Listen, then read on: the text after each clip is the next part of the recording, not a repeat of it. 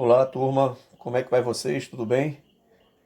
Nós vamos hoje iniciarmos mais uma daquelas revoltas que estamos estudando. Só que há uma diferença, que essas duas revoltas, elas vão ter uma inspiração iluminista, já que ocorreram dentro de um período em que o iluminismo havia acontecido já. As outras revoltas não. Então, nós vamos ver hoje a Conjuração Mineira e a Conjuração Baiana. Em alguns livros nós vamos encontrar Inconfidência Mineira e Conjuração Baiana, mas nós vamos entender nessa aula também o que significa e suas diferenças. Então acompanhe aí os slides e estejam sempre com caderno e livro na mão também para estar acompanhando o estudo, como se tivesse sala de aula. Anote as observações principais, tá bom? Porque as palavras voam e as escritas ficam. Então vamos lá iniciar a nossa aula. Pois bem, oitavo ano, nós vamos iniciar essa parte do conteúdo da gente, já que estamos falando aí do capítulo 3, né, que é as rebeliões na América Ibérica. Todo esse capítulo 3 vai tratar de rebeliões e, no caso aqui, são as resistências e revoltas no período do Brasil colônia ainda. Então nós vimos na última aula algumas dessas revoltas que foram bem importantes para a própria futura emancipação do Brasil diante da coroa portuguesa, e nós vimos inicialmente as diferenças entre uma rebelião ou revolta e uma revolução, né? Então a rebelião sempre está voltada para situações extremas que um certo grupo resolve intervir na realidade que os cerca.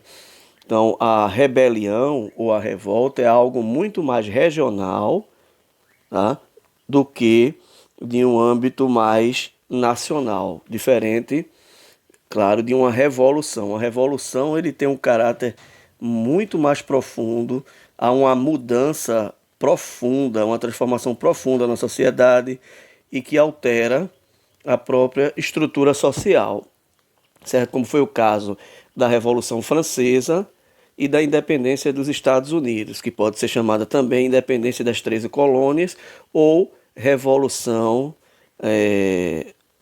norte-americana, tá? Ela pode ser chamada de várias formas, mas há essa diferença. O que nós estamos estudando até então, nesse capítulo 3, são as revoltas regionais referentes a movimentos que acontecem em determinados estados que vão bater de frente contra algumas imposições da coroa portuguesa. E aí, na última aula, que foi na verdade a primeira sobre esse assunto, nós falamos de rebeliões inicialmente na América Portuguesa e mais à frente vamos ver também na América Espanhola. Mas o que vimos na aula passada foi a revolta de Beckman. Já está disponível lá o link da aula também, que foi uma aula ao vivo, né? Mas já está disponível lá para vocês também tirarem as dúvidas, assistirem novamente aí como um reforço. Tá? Então nós vimos a revolta dos Beckman, que eram os irmãos Beckman. Nós vimos a Guerra dos Emboabas, vimos a Guerra dos Mascates e vimos também a revolta de Filipe dos Santos. Hoje nós vamos falar sobre mais duas revoltas, certo? Nós vamos falar sobre a Conjuração Mineira e a Conjuração Baiana. A Conjuração Mineira também é conhecida aí como Inconfidência Mineira, certo? Mas a gente vai ver a diferença aí, se há alguma diferença entre Inconfidência e Conjuração. Então, o que é importante entender? Vejam, em alguns livros você vai encontrar falando Inconfidência Mineira e outros vão falar de Conjuração Mineira, certo? Por quê? São palavras diferentes, mas depende muito da leitura que o autor faz sobre esse movimento. Então, Inconfidência ele tem o significado de infidelidade ou deslealdade. Então, sempre que se falar de inconfidência, é desonestidade e deslealdade, certo? Pode ser também, aliás, infidelidade ou deslealdade. Infidelidade ou deslealdade. A gente vai entender o porquê esse nome. Já a conjuração, ele tem o sentido de conspiração contra o Estado. Quando formos observar esses dois assuntos, a Inconfidência Mineira pode ser chamada de Conjuração Mineira tranquilamente, porque também é uma conspiração contra o Estado. Conjuração Baiana também. E o Estado aqui, com E maiúsculo, está se referindo à metrópole, a Portugal. Até porque nessa época o Brasil estava sob a tutela de Portugal, né? Ainda era colônia portuguesa.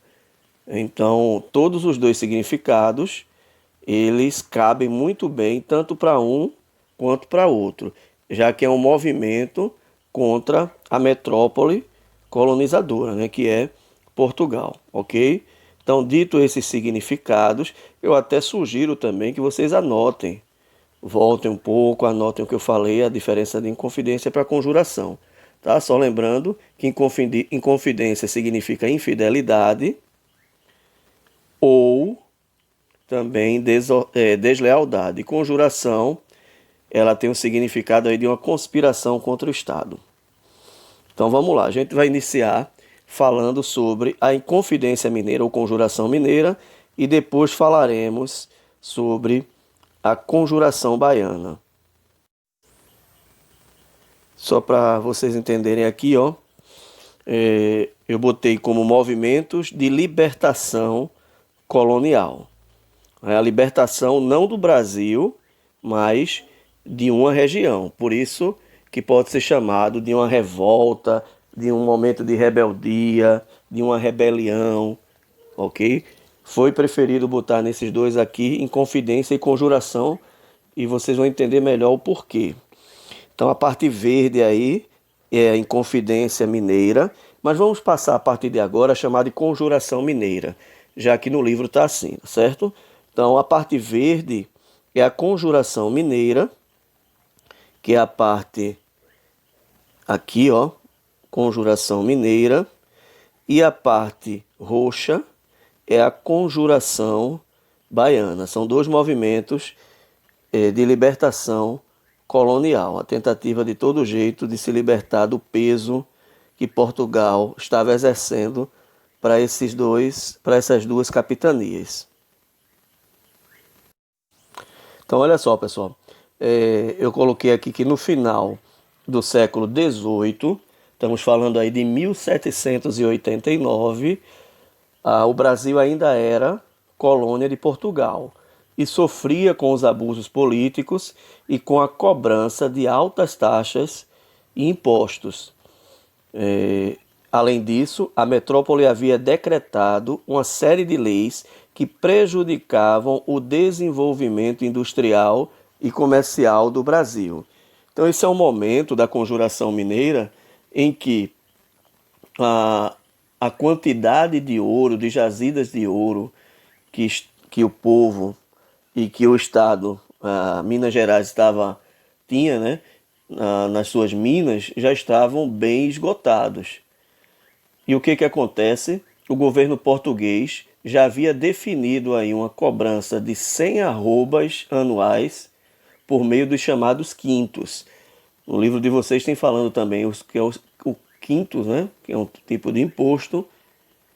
E caso não chegassem a esse total, ocorreria aí a chamada derrama, que é a cobrança dos impostos sobre cada indivíduo, para completar a quantia que se deveria pagar por ano. Então, essa derrama era uma forma a mais de pagamento caso não se conseguisse cumprir esse pagamento do quinto, que era um pagamento anual. E aí ia se tirar de cada indivíduo da região uma parte até completar o valor. O problema é a cobrança aí de 100 arrobas anuais era uma cobrança que não estava levando em consideração a escassez das jazidas de ouro nas minas. Portugal, por outro lado, ele não entendia dessa forma. Ele acreditava que o problema maior era o contrabando. Tinha muita gente contrabandeando e deixando de prestar contas do que deveriam realmente pagar. Ou seja, é um grande exemplo hoje, quando a Polícia Federal vai bater em alguns comércios lá no centro da cidade, em algumas lojas que usam produtos piratas, como camelôs, por exemplo.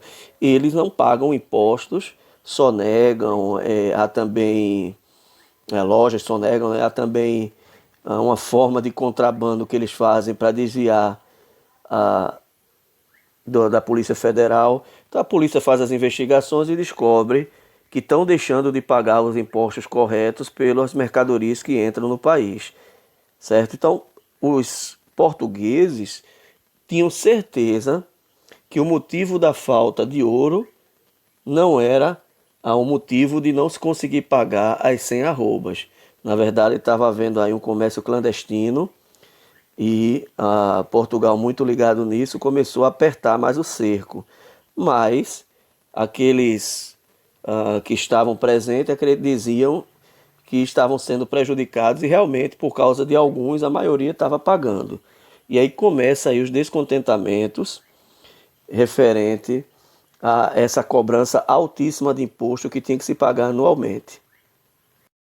E aí, para piorar a situação, além dos altos impostos, a metrópole havia decretado uma série de leis que prejudicavam o desenvolvimento industrial e comercial do Brasil, onde aí a rainha Dona Maria I, em 1785, proibiu a produção de tecidos, de calçados, de ferramentas, de sabão e outras manufaturas na colônia, obrigando os mineiros a importar esses produtos ou esses artigos de Portugal a altos preços. Então, julgando que a queda na arrecadação de impostos era resultado do contrabando e não do esgotamento das minas, Portugal tomava cada vez mais medidas mais duras, mais rígidas na colônia, né? Minas Gerais sentiu muito porque não poderia mais praticar o comércio e a produção e o desenvolvimento industrial foi bastante afetado por causa dessa proibição. Então eles compravam todos os produtos manufaturados de Portugal com um preço muito mais caro. E essa aqui foi a data, o ano de 1785. Portugal decretou uma lei que proibia o funcionamento de indústrias no Brasil.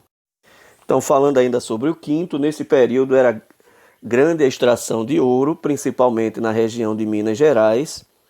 Os brasileiros que encontravam ouro deviam pagar o quinto, ou seja, 20% de todo o ouro encontrado teria que ir para Portugal, fora as 100 arrobas que deveriam pagar anualmente. Então, assim, essa era uma boa grana para Portugal, esse quinto, né? Já que era 20% de cada produto, do que era encontrado, né? No caso aí a quantidade de ouro. E o rei de Portugal aí, ó, com seus olhos gigantes, só visavam cada vez mais lucrar, certo? Então esse foi um momento aí que vai antecipar a tentativa dos mineiros de se livrarem de uma vez por todas das amarras de Portugal. E é claro que havia toda uma fiscalização. Essa fiscalização, ela tinha o objetivo de pegar aqueles que estavam realmente com ouro ilegal, sem ter pago os impostos, como eu falei anteriormente. Quando eram pegos, obviamente sofriam duras penas, podendo até ser degregado, ou seja, enviado à força para o território africano. Isso era uma prática muito comum. E lá não era muito bom não, viu? Então havia a circulação aí de alguns jornais que retratavam a cobrança de impostos que eram altíssimos. E aqui tem um gibizinho, né? Uma charge mostrando um pouco, né? Derrama, tá aqui a frase. Do outro lado alguém diz: que diabo será isso? Sei lá, mas se veio de Portugal, não é boa coisa. Era o pensamento daqueles que viviam naquela época, né? Então, claro que não é uma foto, um desenho daquela época. Você pode observar aqui alguns detalhes que vão comprovar isso aqui, ó. Com a câmera, fone e tal. Nessa época, claro que não existia isso, mas é apenas uma charge aí para retratar como era visto aí, como Portugal era mal visto, e as coisas e as ideias que vinham de Portugal aqui para as colônias já estavam começando a ficarem bastante saturadas. Então, só lembrando, cada região de exploração do ouro deveria aí, nesse caso, pagar 100 arrobas de ouro, que daria 1.500 quilos por ano para a metrópole. Quando a região não conseguia cumprir essas exigências, soldados de Portugal entravam à força nas casas das famílias para levarem seus objetos de valor até completar o que eles deviam de impostos. Essa aí estava ligada à chamada derrama. Então, ó, todas essas atitudes foram provocando uma insatisfação muito grande no povo e principalmente nos fazendeiros e donos de minas, que queriam pagar menos impostos e ter mais participação na vida política do país. E são esses fazendeiros, essa elite e donos de minas que vão organizar essa chamada conjuração. E quem fazia parte dessa elite? Alguns membros como intelectuais. Esses intelectuais aqui são aqueles intelectuais que tiveram contato com as ideias iluministas. Então vejam, estamos falando aí de 1789. As outras revoltas que estudamos ainda não havia sido colocadas as ideias iluministas nem no campo teórico, nem muito menos prático, né, na França. Então, é aqui, de 1789, que as ideias iluministas já vêm da década de 1750, né? Da década de 50 do ano de 1700, no caso 1750 em diante. E muitos intelectuais que tiveram o contato com as ideias iluministas, também com a independência dos Estados Unidos, principalmente, eles foram levando essas ideias de igualdade, liberdade, fraternidade para a colônia, lá para Minas Gerais. Então foram membros participantes e faziam parte da elite que organizaram essa conjuração mineira, fazendeiros que se sentiam, claro, bem explorados, militares e donos de minas, influenciados pela ideia de liberdade que vinham do iluminismo europeu. Começaram a se reunir para buscar uma solução definitiva para o problema. E nesse caso aqui era a conquista da independência do Brasil. Mas vejam, a principal causa aqui não era a independência do próprio Brasil, porque senão poderia cair numa revolução. Mas eles estavam querendo, claro, resolver inicialmente o problema deles. Era uma independência que era no Brasil, mas não do Brasil. Poderia até trocar aqui essa palavrinha aqui, ó. Substituam aqui do por no. Independência no Brasil, que seria uma independência de Minas Gerais, tá? De Minas. O-N-A-S. Minas Gerais. Essa foi a tentativa já inspirada pelos ideais iluministas. Então viram aí quem estava, o grupo que estava à frente era sempre os intelectuais. Então esse grupo de elite eram chamados aí de inconfidentes, certo? Agora vocês começam a entender, né? O porquê inconfidentes. Porque eles foram infiéis e desleais a Portugal, foram vistos assim. Okay? Então o grupo era formado pelo alferes Joaquim José da Silva Xavier, conhecido por Tiradentes, pelos poetas Tomás Antônio Gonzaga, muito conhecido na Inconfidência Mineira, junto com Cláudio Manuel da Costa, foram os três mais conhecidos, os padres José de Oliveira Rolim e Manuel Rodrigues Costas, os donos de Mina, Inácio de Alvarenga, Domingos de Abreu e Joaquim Silvério dos Reis. Essa aqui foi a liderança da chamada Conjuração Mineira e eram chamados de inconfidentes por causa da sua infidelidade e deslealdade a Portugal. Aqui tem um termo que não é tão usado hoje pelos oficiais, né? Aqui Joaquim José da Silva Xavier, que é conhecido como Tiradentes, o termo aqui que é utilizado para descrever o seu ofício é esse aqui, ó, alferes, né? Que significa hoje. Esse alferes ele foi substituído aí como por um segundo tenente. É um cargo baixo que antecede ser um oficial, né?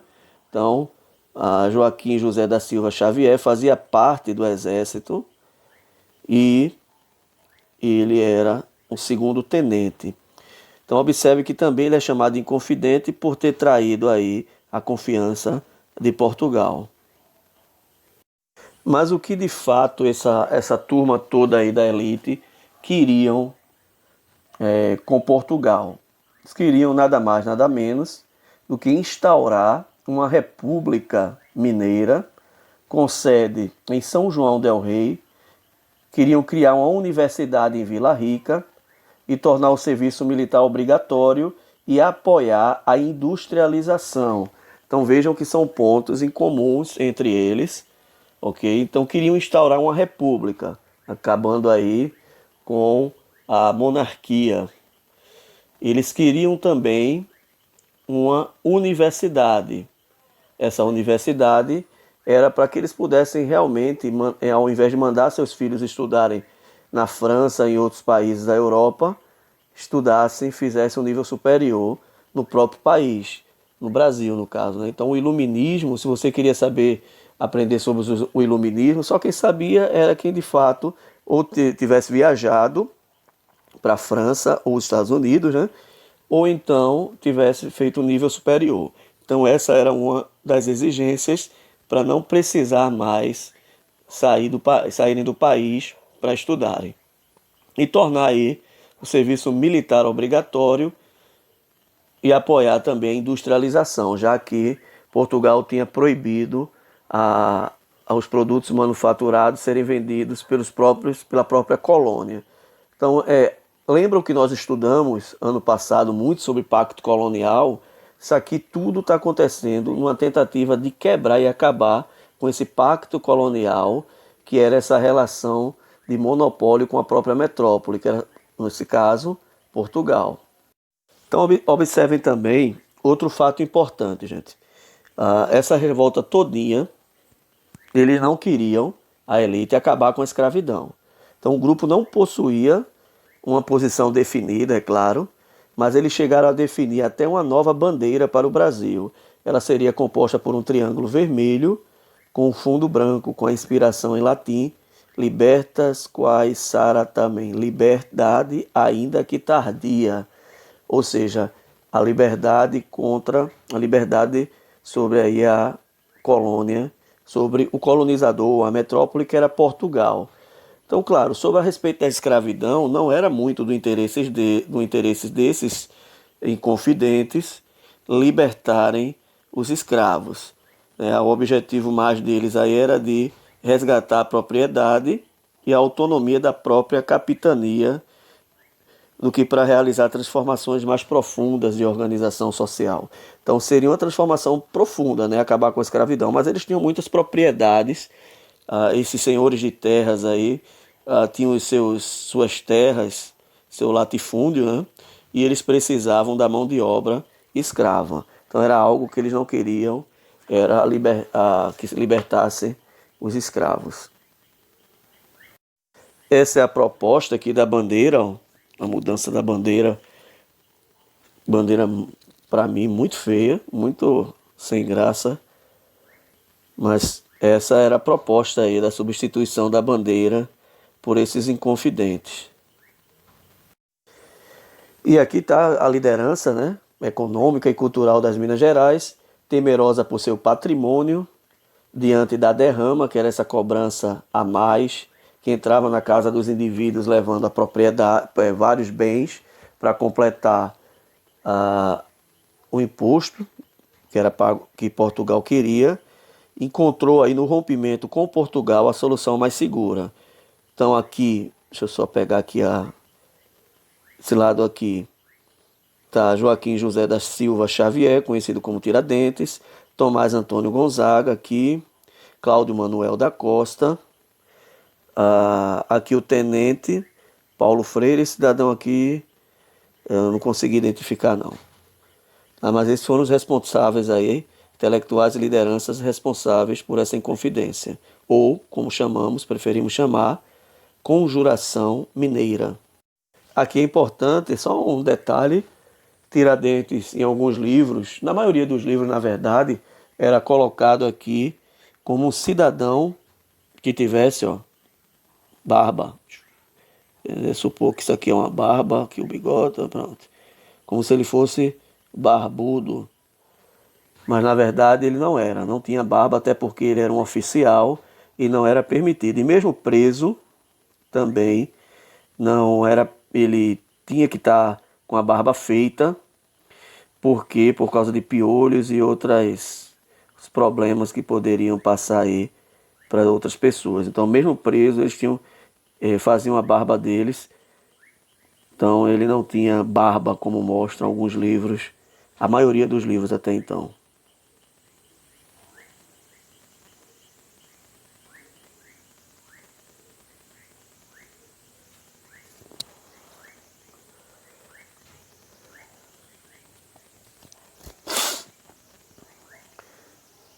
E aqui a informação, além de lutarem pelo fim do pacto colonial, os revoltosos defendiam a criação de um governo republicano. Foi o que eu falei.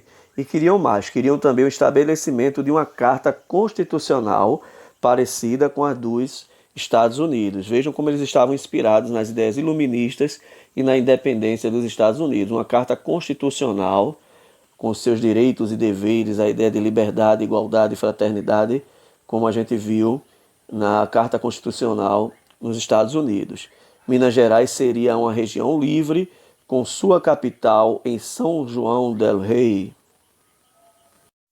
E por fim, para não prolongar, eles se articularam muito, se organizaram nas prévias da derrama, mas, no entanto, o movimento não aconteceu.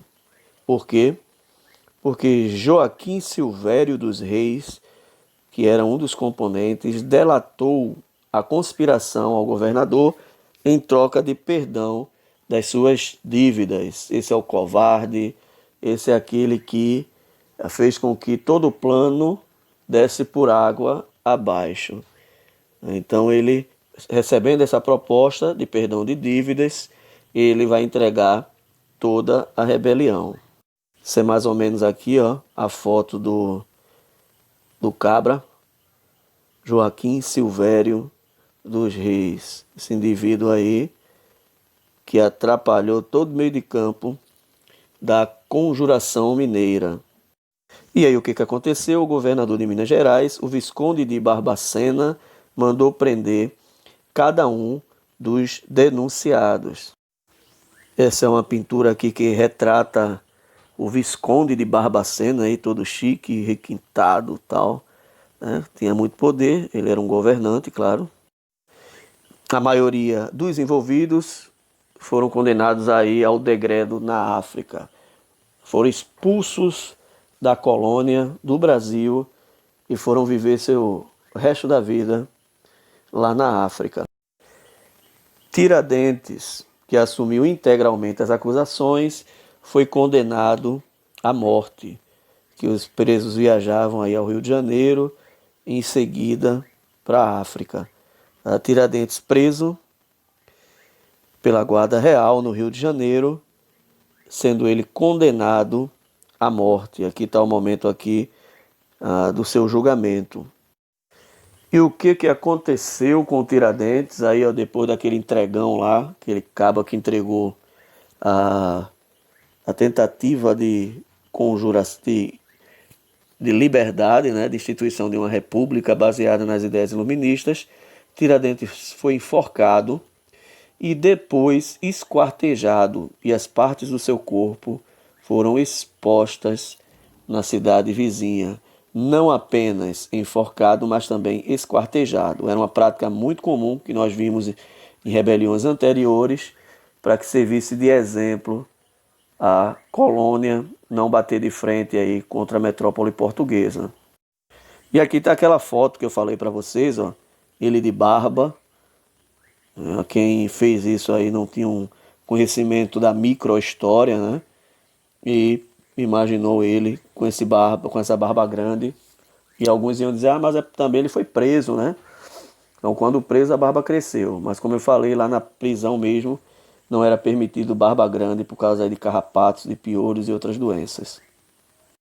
Estão fazendo aqui, ó, como se fosse um Photoshop, ele com barba e ele sem barba. Provavelmente ele tenha sido enforcado dessa forma aqui, ó. Para que não tivesse pelo aqui, para não dar nenhum tipo de piolho, entre outras coisas, e também sem a barba. Okay? Isso aí já foi descoberto há um tempo atrás, que não era permitido. E aqui, ó, essa belíssima imagem, né? Dizem que até o feio é belo porque causa espanto. Após o enforcamento, o seu corpo está aí esquartejado. E aí o seguinte, pessoal. Não vamos falar hoje sobre conjuração baiana, ok? Porque o vídeo aí já deu um tempo bom, sem pressa. Até porque a conjuração mineira realmente foi muito longa. Então a gente para por aqui e eu vou colocar um vídeo para vocês, certo? E esse vídeo, ele vai trazer um vídeo curto de 3 minutos, se eu não me engano, fazendo aí de forma animada um resumo da nossa aula de hoje sobre a Inconfidência Mineira, ou como o livro chama, Conjuração Mineira.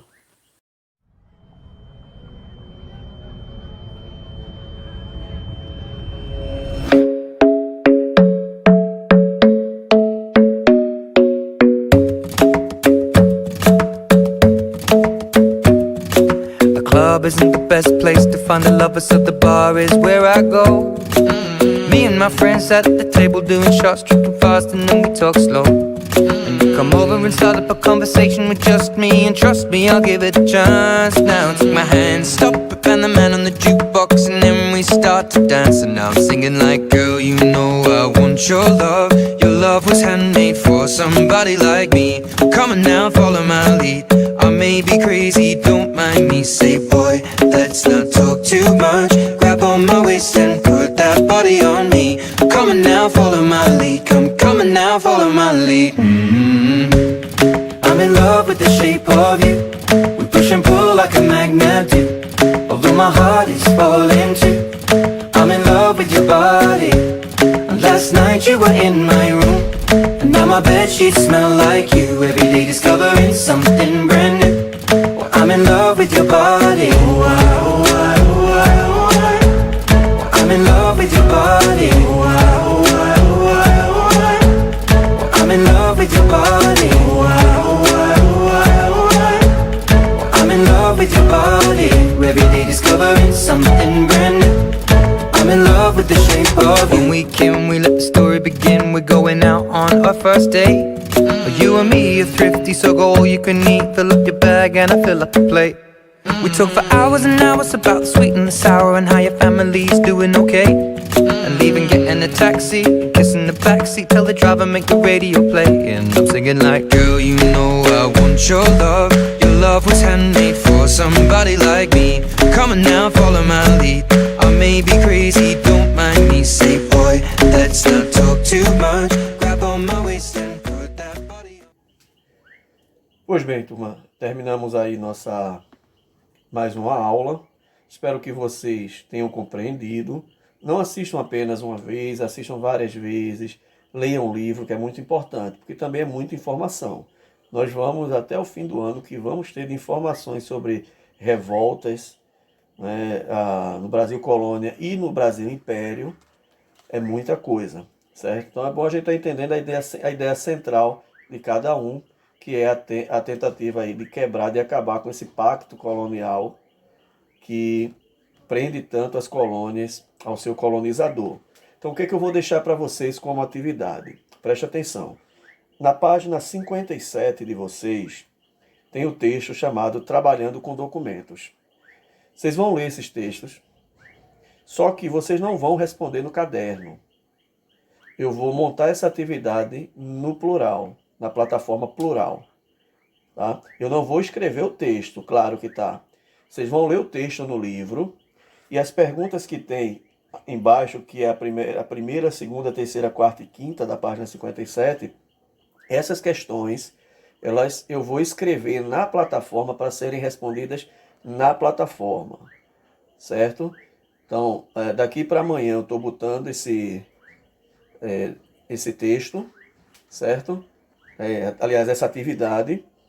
E aí, vou colocar o começo e o prazo de uma semana para se responder. Vou colocar com prazo direitinho. E lembre, todas as atividades valem como uma atividade diagnóstica. Ou seja, eu vou acumulando para ficar também com respaldos de quem está fazendo ou não. O aplicativo da Plural mostra quem está assistindo às aulas, quem está fazendo atividade, tudo isso. Mas eu também quero ter um material. Então eu não quero que vocês respondam no livro, mas vocês vão ler o texto do livro, que é na página 57, e responder essas questões que eu vou colocar as perguntas, todo organizadinho na plataforma plural, como atividade, e aí vocês respondem na plataforma mesmo, tá bom? Então, desejo a todos aí um ótimo fim de semana e, se Deus quiser, as coisas vão melhorando e acredito que Ele quer, tá? Um abraço, gente, e até a próxima.